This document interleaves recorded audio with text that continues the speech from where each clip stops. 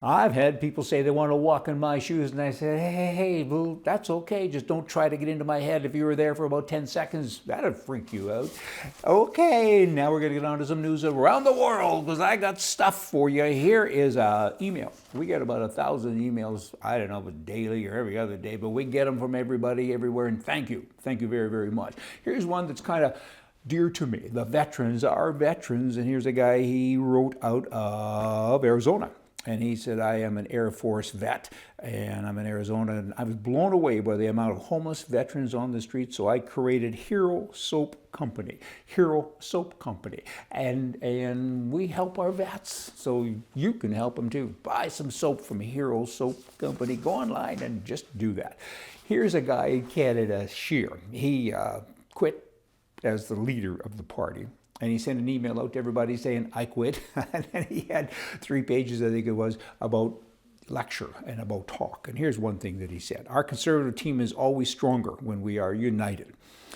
When fiscal conservatives, red Tories, who's a commie, social conservatives, libertarians, Quebec nationalists, conservatives in rural Canada and urban Canada and East and West come together, great things happen.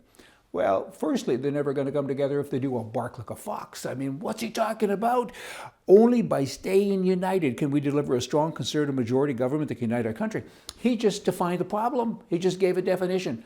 He's trying to be everything to something, right? It doesn't work that way. He's saying if you're a left-wing person, a right-wing person, I'm it. I'm your recipe. You're not. And that's why they can't win, because they can't figure it out.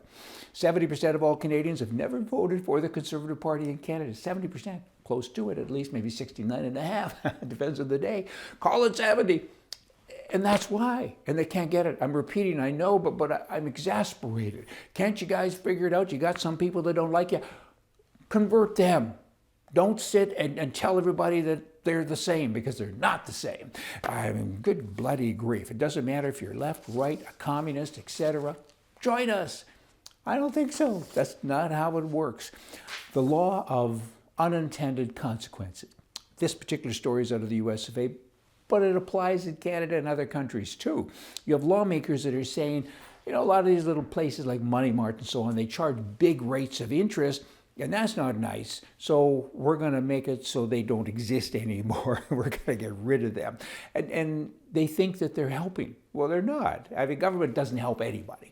I mean, firstly, when you go to a bank today, there's no competition, nearly as much as there used to be. In Canada, there's none.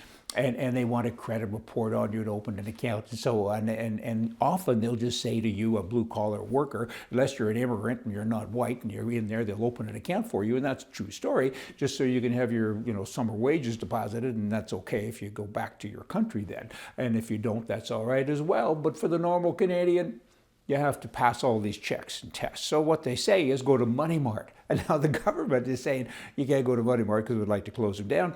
Unintended consequences, what is that about? That means that the loan sharks and the mafia, they were put out of business by the Money Marts many years ago. And now the government's really saying, come on back. And that's what's going to happen. We want more broken legs and knees and stuff. And why are you doing that?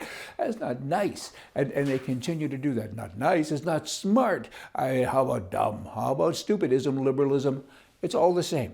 They're trying so hard to help that they don't know what they're doing. And they do it every day. I mean, get out of our way. Leave us alone. The free marketplace works. And people will look after for themselves. Good grammar. But when a Money Mart place, a pawn shop place, charges too much, someone else will come in and say, I want the business, and they'll charge less. It's called free enterprise. Knee breakers and stuff, that's kind of not free enterprise. Organized crime is kind of good. It's better than unorganized crime, I guess, but they charge a lot. So why don't you let the people just have freedom? That'd be good. Hey, y'all, come back. See ya.